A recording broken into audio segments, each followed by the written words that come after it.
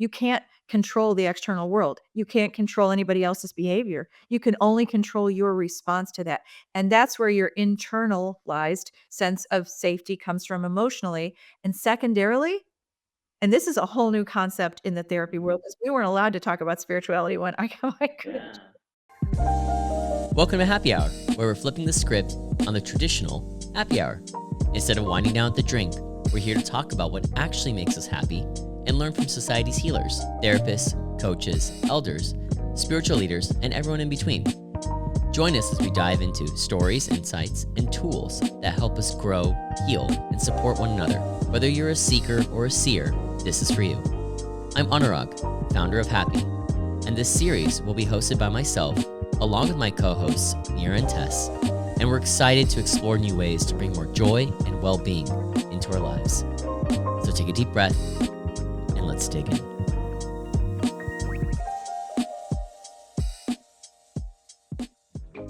Welcome to a new episode of Happy Hour. My name is Skylar, and I am the editor and one of the producers of the show. We are so grateful that you tuned in today. Today we have a very special guest, Dr. Lynn Ianni, a licensed marriage and family therapist with over 35 years of experience in clinical psychology. She works with trauma, relationships, and self-esteem using a powerful approach that combines EMDR, CBT, mindfulness, and more. It's an honest, insightful conversation with a ton of real-world takeaways. Let's get into it. This is Happy Hour. Hi. Hi. I'm so excited we're doing this, Lynn. Welcome to Happy Hour. My name is Anurag. I'm the host, and we're incredibly excited to hear a little bit about you, your practice, and some of the wonderful things that you've been working on and thinking about, and kind of the new stuff that I know today we're going to talk about the fixer. Yes. So maybe we can start off, just give an introduction to yourself and your unique methodology when it comes to psychology. Okay. So I have been practicing as a psychotherapist for a very long time. And throughout the years, I think that the field of psychology has advanced into much more effective and beneficial strategies and tools for anybody who is part of the equation or is interested in growing and learning. And along those lines, in the context of physiological responses to issues or trauma that have impacted people and therefore affected them adversely, we've come up with some survival strategies that basically used to work, don't work so well anymore, and we want to figure out alternatives instead of being reactive when something hurts you, frightens you, or makes you angry, to being more responsive and to handle those situations in a way that doesn't keep you like triggered, the big word for the day, Yeah. and retreating back into a strategy that you used to use when you were 5 or 15 instead of the ones you utilize now. I mean, it's fascinating because I think what it reminds me of is that in a lot of ways, psychology is a continually evolving field. Um, and new constructions and new notions of the human experience are continually being thought of, analyzed, implemented, and more so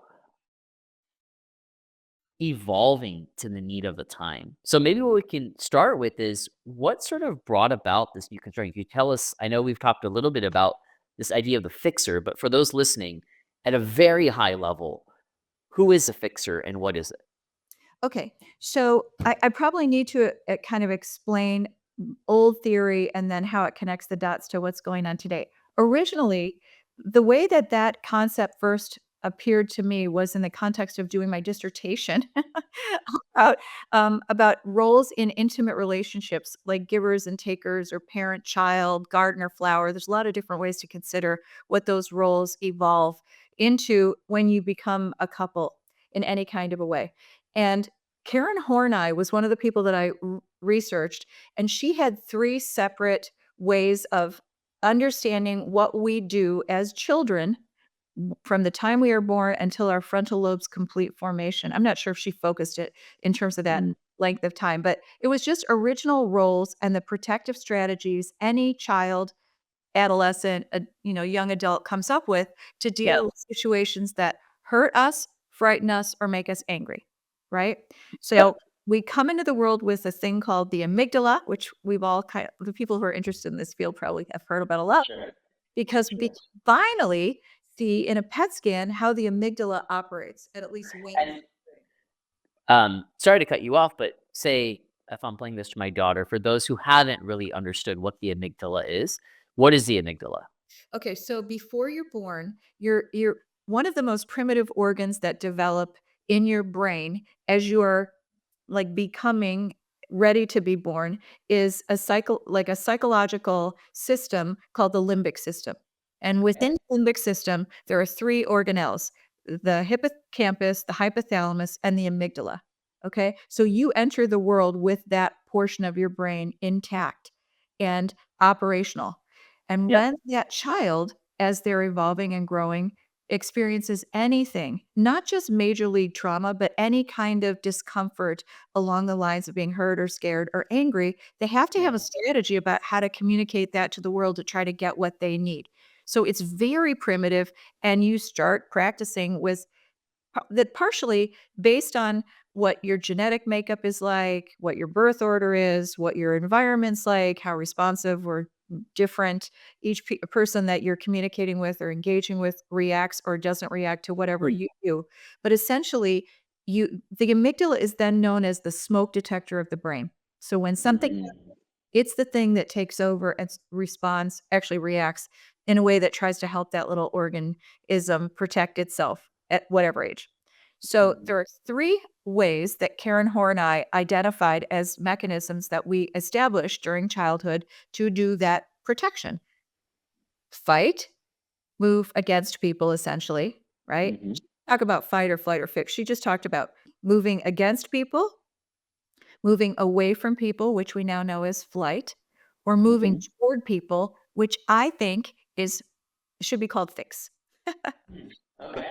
Because the key here is that all three of those strategies are based on discomfort and essentially fear, right? You got to do something that tries to give you a way to get what Mhm. you need or handle whatever's going on so that you feel safe, protected, fed well, whatever you need, right? You're not hurt, you're not angry, you're not scared. You're managing those feelings within those three strategies. And those Mhm. strategies become the primary way that we function until I think the latest research is women are mid 20s and guys are late 20s when they develop their frontal lobes to completion. Okay? That Interesting. yeah. Oh, wow. Yes. So then, as adults, we don't want to be in reaction, fight, flight, fix Sure. mode, right? We want Absolutely. to be in a position where we're responding to a threat or a wound instead of reacting. But when you hit a spot that resonates someplace from your childhood that you created that original protective strategy, you kind of get emotionally hijacked and you're physiologically shifting from frontal lobe functionality, which would be busy most of the time, to Sure. red hot amygdala response. And during that time on a PET scan, nowadays, because the sophistications has it, Sure. you're dormant. Your frontal lobes are dormant. So you're not thinking Mhm. things through rationally. You're reacting instead of responding. So the way that people have been construing, even currently, those mechanisms, they talk about fight, they talk about flight, and they talk about freeze or fawn. I'm first Mhm. freeze is a part of flight, like a possum response, right? Which we do sometimes Yep. even for a physical level of Yep. distress I significant. see coyotes in my neighborhood, and sometimes they go into that state. Yes, and so do Yeah. people. Yeah. So, in fact, I had a ski accident one time, and I fell asleep before the snow the s the ski patrol came and got me to, like, deal with what I'd broken my collarbone, and I knew it. Oh, no. I thought I broke my neck. I heard it crack, and I was like, "Oh my." I just said, "I'm gonna take a nap until they get here because I needed to check out because it was too terrifying to think that was." Right. Yeah, I was asleep by the time they got there. It was like 5 minutes. But that's a possum. That's a way to fix. No, that's flight, That's flight. Yeah. right? I You checked out. retracted away. Yes. And other examples of flight are things like drugs and alcohol or, Yeah. doom scrolling or whatever we do to An stop. escapism tendency. Exactly, exactly. That's flight. And I also think fight is kind of obvious, right? Like you just Yeah. go against people, like Absolutely. pushing away, reacting aggressively so that ideally that threat will back off or Yeah. in some way. Yeah. She can handle something and Yep. sometimes it's effective. in a given situation. And sometimes it's really ineffective because it's so patterned, it sabotages connection at the expense of the perception of protection, which isn't Right. you're not really safer. You're just Yeah. you're just going back to the drawing board and trying to do whatever worked for you before.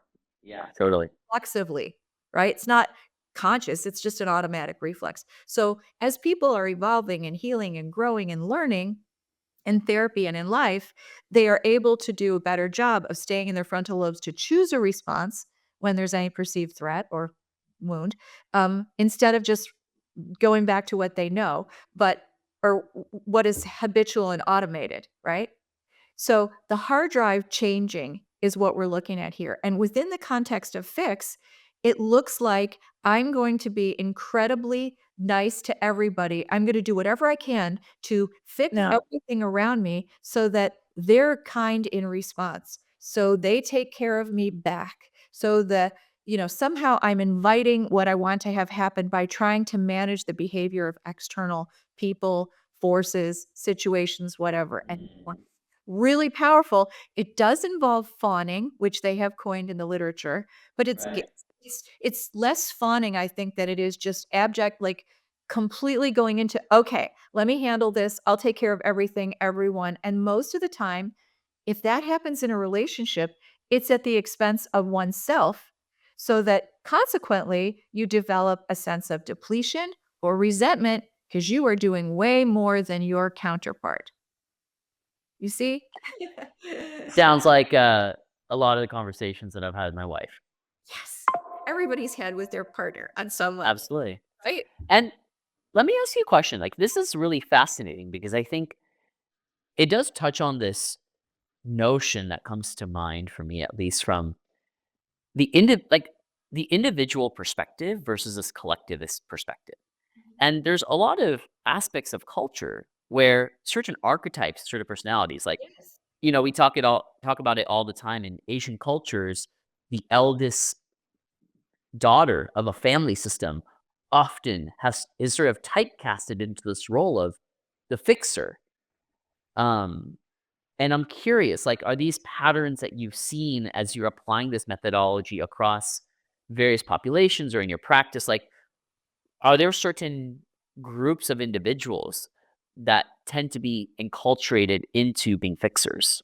Yes, absolutely. Like Water for Chocolate, that movie, youngest daughter, right? Yeah. So it can be cultural, it can be like spiritually or religiously based, it can be individualized because of what you Mm, saw working in your family of origin sure. work, as well Yeah. as genetic, birth order, gender, etc. There's a bunch of different factors that determine which one we use on a primary level and which one probably we retreat to when the Right. reaction isn't working, and we kinda go like, maybe you can go from fix, you get frustrated, and you go to flight. I mean, or fight, actually, you can do either one. Fascinating. And so maybe like talk me through like what are some of the real world implications? Like for some of the clients that you've like what does someone do? Like suppose I'm like, okay, oh boy, I'm a fixer. How do I associate? How does that lead to a deeper sense of understanding? And how do I relate to this notion of being a fixer? Because I'm sure for some people in some instance of life, you operate as a fixer, and in other instances that isn't your default state for certain sets of relationships. Well, that's interesting. Most of the time, in my experience, it is sort of your default in almost all relationships. Hmm. But again, you can use a different one occasionally by choice or by default if the original primary one isn't working so well. Okay. Hmm. But so when I did the dissertation, it was like those roles within the context of intimate relationships, right? Yeah.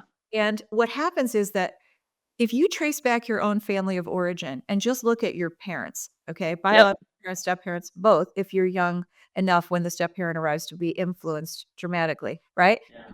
At your siblings, you can look at your parents, and I bet right now, without me knowing Mhm. more than I do, you could tell me which of the people in your family had which system, Mm. Yep. right? So Yeah. you therefore, as a kid, in becoming who you're going to be independently, are gonna create and establish roles that feel most congruent for you for all those factors, Right. right? Totally. So, if your dad was a fixer and your mom was more flight or fight, because usually you won't pick the same Yeah. partner, right? Like all the Yeah. Congo theory they talk about, right? Yeah. It's like two magnets that are the same pole kind of repel each other, and the Right. magnets really do attract. Yeah. So it feels familiar, right? Mhm. More like your dad in certain ways, whichever characteristics you disown or repress or reject or that are like, Sure. when you see a partner that embodies those, you'll feel a sense of connection, chemistry, Mhm. attraction, but it's really a sense of recognition because they feel like you know them because you kind of do. Yeah. We're in Yeah. different You've ways. seen those patterns. Yeah, See those totally. patterns, and you feel home. You feel like it's your soulmate. We talk about Right. all that romantic connection, and that's what that Yeah. is. So you're recreating what you saw or experienced, probably light version, like you're going to evolve and improve upon that, but the Yeah. pattern tends to be the same multi-generationally. That is fascinating. And as I'm thinking through it, as I imagine that there's sort of probably a golden ratio within a family system of sort of um fight, flight, and fixer. And like you probably need all three archetypes, I imagine. Oh, that's an interesting theory. I mean, we talk about that a little bit in, have you ever heard of the Cartman drama triangle? There's I the haven't. Okay, so they use that a lot in 12-step programs. There's a rescuer, fixer, a persecutor, maybe fight, and Yeah. then a victim, which would be like the child, like parent, adult, child, or, one of those kinds of Yeah. transactional processes. So it's there. In fact, like when I started in grad school, they didn't even have a word for codependency. It wasn't out there yet. It Within the context of, like, Alamo, we got the fixer, the code and the addict or the substance abuser, right? So there's another way that it lends itself to intimate relationships, and there's usually one of each, and the more that one person plays their own role Yeah. at the exclusion of other roles, the more Yep. the polarization happens and the relationship gets really stuck in a polarized, lopsided position. So Yeah. keeps fixing, and the flee person or the fight person keeps doing whatever they do, and it becomes problematic. Those patterns are problematic, which is why Yeah. they come in to do therapy, or they start looking at the dynamic Totally. relationship and try to balance better so that ideally you create consummate love where there's a commitment, right? Which is kind of Yeah. parent interaction, a full-blown commitment. You're planning for your future. You're looking Yeah. all the things you need to do, planning, dreaming, creating together. That Yeah. child part, which is like, basically like you're playful or sexual or emotionally Yeah. connected, like all that. Yeah. And adult, you're working things out. Okay. Which is the consummate part is the commitment. I mean, it includes the commitment from the head, the Yeah. parent. Then the adult is more the intimacy, like working Yeah. it through in the Yeah. connectable, and the child is more like the passion. Mm. And they And the say playfulness. and the playfulness and all that Mhm. stuff. So you can play different roles within even those 3 things, but again, Fascinating. talking about working things out, intimacy based, which is the middle part, the adult, Right. not from either any of those 3 strategies. It's intimate, because when you're connecting, you're not protecting. You're choosing connection instead of protecting. In order to be able to do that, you have Right. to feel safe in you, not by using one of those old reflexive strategies, but by actually generating a sense of, "I'm okay. It's Yeah. okay. I got this. How do I wanna handle it?" from my frontal lobes. This is fascinating. And I feel like there's one fundamental aspect of definition of term that I think is important is Lynn, like how have you seen this notion of safety evolve? There's obviously different planes and layers, and then all these notions, right, are sort of driven to a person that is essentially sound like they are strategies that we as people evolve into for the desired outcome of safety. Yes. So looking at safety today, and I think there's safety in of itself has evolved, right? It's um when I was a kid, I used to be able to go outside and play until sundown, and my mother felt completely safe, and I felt safer in my neighborhood. Yes. Today, most parents, even in the safest neighborhoods, uh, would feel incredibly afraid to do so. Yes. So obviously, even though the numbers support Right. There's an increased physical safety. So what, like, let's But just talk about safety as a principle. okay, so you're talking about physical safety. I'm talking about Physical. emotional safety, okay? Mm. Which is something that you ideally create as an adult as you learn and grow, but that means that you feel safe in your own arms. Okay. So instead of energetically trying to fix somebody else to make you feel safe, loved, whatever, you make sure that you have that within and stop trying to get the external world to create that for you because it can't happen. You can't control the external world. You can't control anybody else's behavior. You can only control your response to that. And that's where your internalized sense of safety comes from emotionally. And secondarily, and this is a whole new concept in the therapy world because we weren't allowed to talk about spirituality when I got my coach. Now we gotta include that because you need to feel safe Absolutely. in the universe as well. And then that involves kind of a sense of resilience. Like I'm going to trust that whatever's supposed to happen to me on this journey is Sure. in for my good. Like whatever happens to you Yep. happens for you, right? Yep. An Yep. opportunity to grow or learn. And within that, I feel safe in my own arms that I can handle this. I'm going to make Yeah. choices about what to do with this to help me continue to feel present and safe emotionally. I mean, it's fascinating, right? Because I Yeah. remember um, going through my own therapeutic journey and hearing and just thinking of. I was reading this book, uh, um, "The Art of Happiness," Okay. that yeah, I'm sure you've heard of, Yes. and it talked about how in Buddhist philosophy, Yes. one of the most powerful constructions is when you take a multi-life view, Yes. a lot of things shift. Yes. Because I think what I find is there's so many things in life that are unexplainable. You know, there's relationship tensions or relationship dynamics that are related to others and their own dynamics. And sometimes you're in situations where you can't change those. You know, if you have a narcissistic parent or a family member who's experienced trauma and hasn't healed themselves just yet, one of the interesting ways to relate to that is sort of attribute it to experiences that have happened in a former life. Yes.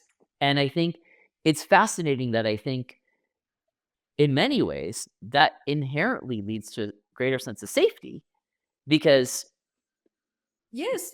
the Agreed. self-blame of those experiences, like it's a lot easier to blame something on a former life than the yourself or the current participants in your life. Did you ever read Many Lives, Many Masters? Brian I Weiss? have not. I Oh haven't. my gosh, okay. It's really old, but it Okay. was very early on, and I totally grasped and agreed with the concept of those multiverse kind of lives. Yeah.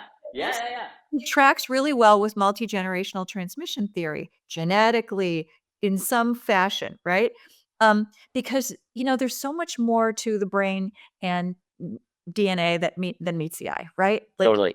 don't you think it's interesting that when they do organ transplants, sometimes people that large organ transplants, people develop personality characteristics that are due to the former owner or the Crazy. liver or the heart or whatever. Totally. Really incredible. Like, what Yeah. how does that happen? How does that happen? A mechanism, but it happens, right? Okay, so Brian Weiss, who wrote that book, was a Yale-trained psychiatrist who was working in a clinic, and all the sessions were being recorded, and he was doing hypnosis at the time. We didn't have EMDR, right? Which is like effective, fast version of hypnosis, especially if you combine it with meditation. But we he was working with this woman who had all sorts of anxiety phobic reactions around her neck. Like she didn't like to wear turtlenecks. She was always afraid of choking or drowning or whatever, all these different things.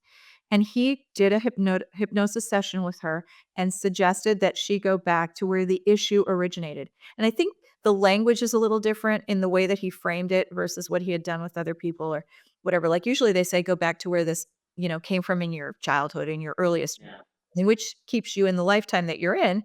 But with Yeah. this woman, she zipped out into another place. And by describing to him where she was when she was responding to his questions, she had sandals on. I think she was a man. It was some other place. And he would Wow.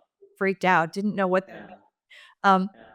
and he wound up taking her through that lifetime, trying to just get her back to the present safely without, doing any kind of inappropriate, not helpful things.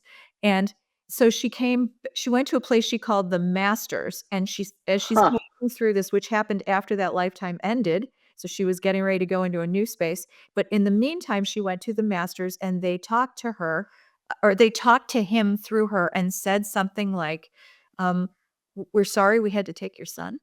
Because I guess Wow. when he was 2. Wow. At that time, he was a medical doctor, not a psychiatrist. I mean, well, he was Yeah. a medical doctor too, but he was specializing in some other field. And Yeah. they also said, "We know your father's name was Avram," okay? Which apparently is a Hebrew name that was his father's name. The patient didn't know that.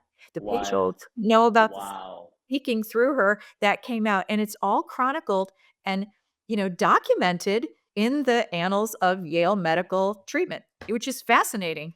That's crazy. So, I mean, we don't really know what happens, but we all have Yeah. theories, and that belief system that there is something after is really helpful to help people not have anxiety attacks. Totally. What are often people who have anxiety attacks afraid of? Death. When you're not Death, afraid yeah. of it because you see it as a transition to That's right. it becomes less terrifying to feel like you're in this crazy world full of risks with no like backup plan for later or no subsequent option once lights are out. Totally. And I think like in this in this realm, right? I think we talk about safety as this profound aspect of human existence, but even the word safety in and of itself is probably human construction. And like a lot of times I like to think about it like there's certainly fear. Like I like to in my neighborhood there's a lot of coyotes, right? And I love observing my interaction at night when I'm like, "Oh god, it's a coyote. How am I going to interact with this thing that could potentially harm me?" Or it might feel the same way, I could harm it. Yes, there's like some primitive instinct for it to feel safe, right? Wait, so it doesn't feel safe, you mean? Yeah, if I'm standing there, there's a car, right? A coyote is not feeling particularly safe about its physical It's existence, not safe. right? Yes, yes. Right. And I almost wonder if like emotional safety in and of itself is like a complete construction of the human experience. And in one principle, there is actually, it is safety indicates there's harm, right? Oh, interesting. Yeah. Right. But There's what if there actually isn't harm? yes. The things that are happening to you are simply just happening all for your own good. Right. So it's an illusion of safety It's an illusion of safety. that is born of fear. That's one of fear. No. Not to deconstruct your entire working theory right now. No, but it's not actually in conflict with that. So Yeah. our feeling of security, I'm not going to use the word safety because it's a little bit different. Because there's the physical safety thing I'm not really talking about, just the emotional one. Yeah. Okay.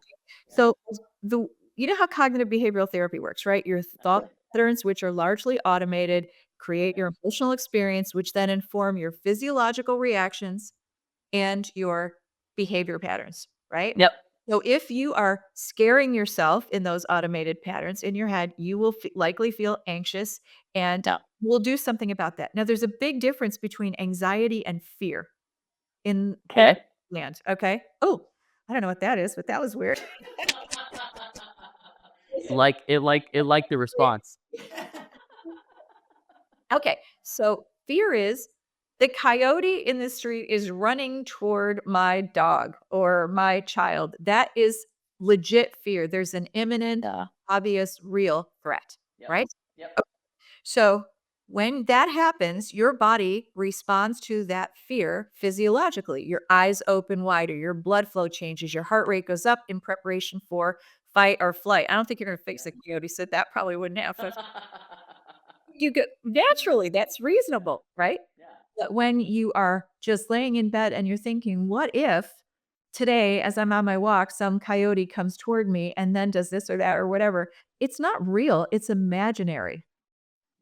Okay? It's theoretical, but your heart rate can go up and your eyes might open wider and you might do something physiologically or suffer consequences behaviorally or physiologically because you're living in anxiety at a heightened hypervigilant state of awareness that you don't need Mm.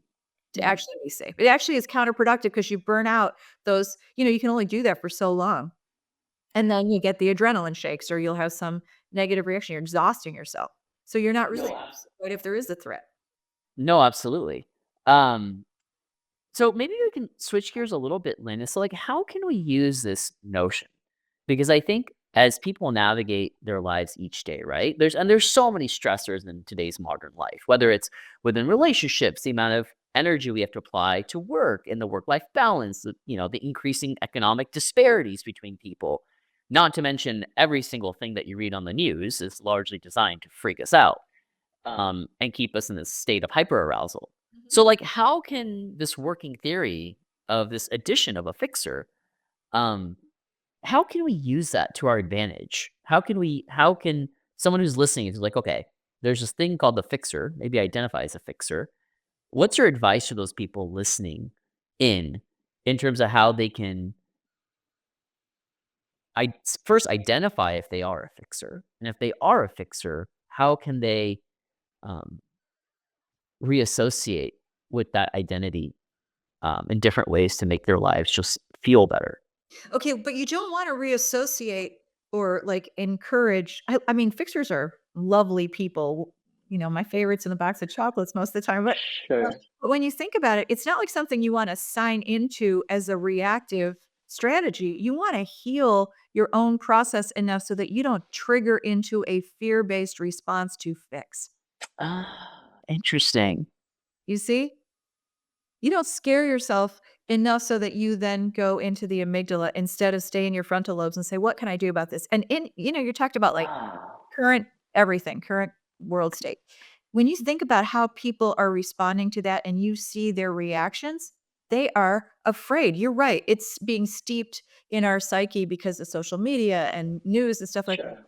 My college roommate sent out a meme the other day about something like, "It's really scary right now that," or "It's troubling," I think she said, that, "I'm watching a movie about a serial killer as a way to relax after having seen too much NB."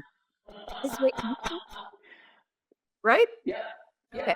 So within that, number 1, we don't wanna scare ourselves internationally, but I hear from people every day in my practice who are going like, "I'm terrified about what's gonna happen."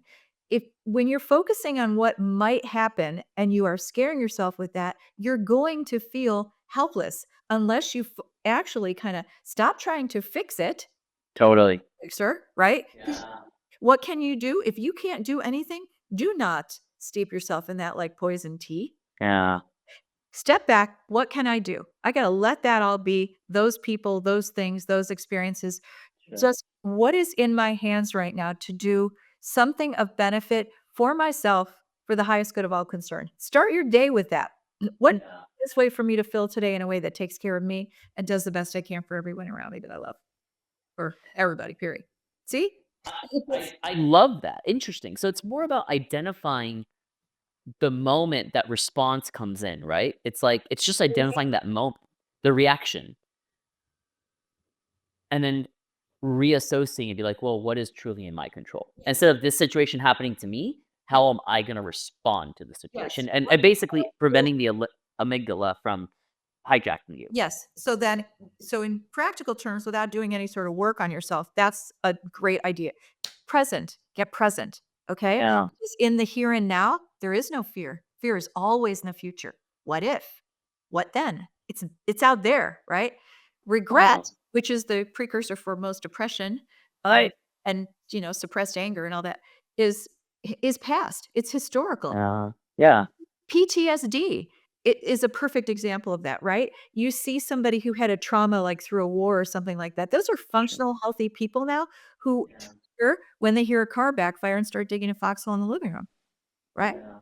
Yeah. Not understand that that's their natural strategy for protection. They haven't worked it through. So if it's long-standing as a pattern, if it is complicating your relationships to have any of those 3 patterns, you gotta work that out therapeutically because you have to go ideally, and the quickest, most effective way I know is to do 1 of 3 things, right, which changes your hard drive, or 2 of 3. There are only 3 Right. ways to change that hard drive process. Medication, which very few of us Yeah. wanna ingest first off. Sure. Meditation, which I think is wonderful and great and very Yeah. and oh my gosh, the thing is doing it again. And EMDR, okay, which is a pattern structured way of tracing your historical pathway back to the place where you originally created that protective strategy and reframing it, closing the loop on it, because when you're in trauma, you dissociate. Okay. Yeah. Then the loop is never closed. So if you can heal that, close it off through EMDR, you catch yourself up to the present. Then you make a choice about how to respond. What's in my hands? What isn't? Take what is, let the rest go, and come back to the present, which is all that there is, really, because we don't know what's going to Yeah. happen in the next 2 minutes. No, totally. Um, this is really fascinating. And so one question, Lynn, is I know we have, in addition to just listeners listening, and um, we have a handful of clinicians also listening to the podcast. So for those who want to sort of learn more and sort of basically like use this identification of a fixer within their therapeutic practice, like how can they get started? How can they read more, learn more about your research? They can contact me through my website. I will be so Okay. happy to talk to anybody anybody about this stuff anytime. I love it. I think Awesome. it's really important, and I think it could truly help on a bigger level, which is why I was so excited to talk to you. My website is dr, like Dr. LYNNIANNI at Gmail, or no, not at Gmail. That's my email. .com, drlynyanni.com. That's it. Awesome. Awesome. And a couple quick hits. I wanted to find out. So I like to ask all clinicians, what do you think is like the number one challenge going on in society today as you see it within your clients and your patients? Well, okay, so I just moved from LA right before the fires. So my patient base is mostly still in California, where I still have lots. I'm also in Washington. Um, and so we're kind of dealing with the situational stuff of that mostly today on that level, coupled with the conflict and political crisis and, the political climate, I guess is a better way to say it, because there's Yeah. so much fear that then creates and generates so much anger and so much um, disorder and division and derisive. Yeah. Really difficult. So those things are things that people talk about all the time. Of course, in the context of that, because it's an example of how they feel given whatever their original strategies were to feel pretty good, we get to do the deeper work if that's still a need on the table, and keep helping people stay present, do what they can, let the rest go, feel safe in a very complicated and Hmm. scary environment or a difficult world or a difficult relationship. And but it if you do that work, you will feel happy, healthy, thriving, and it Yeah. does help to have the spiritual background of whatever happens to you happens for you. So how can this be for me is another really important question to ask yourself. What can I do with this that will help me learn or grow in a more kind of expansive way as well as individually? I mean, I for one also feel a level of anxiety and uncertainty. I think that's what the press cycle has largely been designed to Yeah, do these days. 'cause it keeps What is your doing. Yeah. keeps you engaged? Yes. Um, what has been the advice that you're giving people? Do what you can. Take care of you, and the highest good for all concerned is modeling your best life, because by influence, you teach and you connect. By personal growth, by being joyful and centered and well balanced independently, you connect with other people who are, you invite other people to heal and connect in that way. And that's how we all become a we instead of an us and a them. It's really about like just elevating your energy and Exactly. sort of being a role model and example in our society of someone who's not afflicted by the fear. Exactly. Exactly. Well said. I love that. I do too. I love that. Each morning, it's funny at the beginning of this of sort of the new administration. Hassan Minhaj, one of my favorite comedians, Yes. uh, picked up his phone and he's like, the only thing you need to do for the next 4 years is just ignore this little square rectangular metal box. And if you do that singular thing, everything else will just get better. And I've been hard pressed to find a higher level truth because the reality is all I can do is control the input. You know, Yes. Right. um, Did you I hear found a what couple. Lama said about this stuff? No. I don't know when this quote came from or where it came from actually, but I remember hearing that somebody was asking the Dalai Lama not too long ago, like, well, do you think we're just getting worse? Like, are we just, going to explode the planet and everything's going to go awful. And he said that he thought that it was actually better now, that when you think about evolution and generation, all that stuff, that we are in a better place than we've ever been before. I mean, we're not in Game of Thrones, at least most. That was really, we've evolved as a species, is sort of what he was saying. Yeah. And the only difference now is that we know more about all bad things that happen to anyone in any corner of the world. So we're steeped in the negativity because of our access to things we didn't have access to before. That's why we feel so badly. And that's why it looks so bad. No, totally. And I think even like it's been very hard, to be honest, to look for the silver lining. But there are some fundamental things in our society that you think about. A pendulum swings in all directions, right? And I think our human existence sort of tends to want the pendulum to sort of stay within a certain radius of its swing. But naturally, someone's going to swing it one way; it's going to swing all the other direction. That's just like the state of humanity. Yeah. And it's about psychologically how we can handle those oscillations. Exactly. And how not to generate them by too much doom scrolling. Yes. That's right. That's right.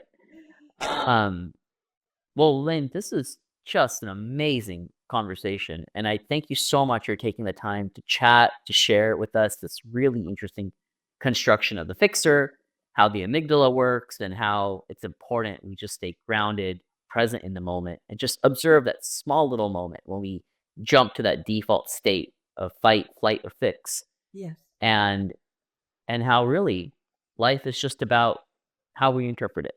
It's about our own interpretation It's our own versus anything else. Yes, and our choices about behavior and interaction and activities that create that capacity to feel safe and well and influence everybody to your best ability, to the best of your ability. I truly feel a lot lighter after our conversation. So thank you so much for taking the time to chat. Thank you so much. I don't have any capacity to do what you do, so I'm so grateful to have this vehicle to be out there with us. Thank you. Thank you very much. No, absolutely. Absolutely. And thank you again. Have a wonderful rest of your day. And we'll talk soon. Yeah, continue the conversation anytime you want. Awesome. Thanks, Lynn. Take care. You too. Bye. Bye. Thank you so much for joining us for Happy Hour. We hope you walked away having learned something and feeling a little less alone on the journey. If you liked what you heard, it would mean so much to us if you subscribe. You can be notified every time we have a new episode. To learn more about what we are doing at HPY, go to thinkhpy.com. Until next time, we hope you feel heard. Take care.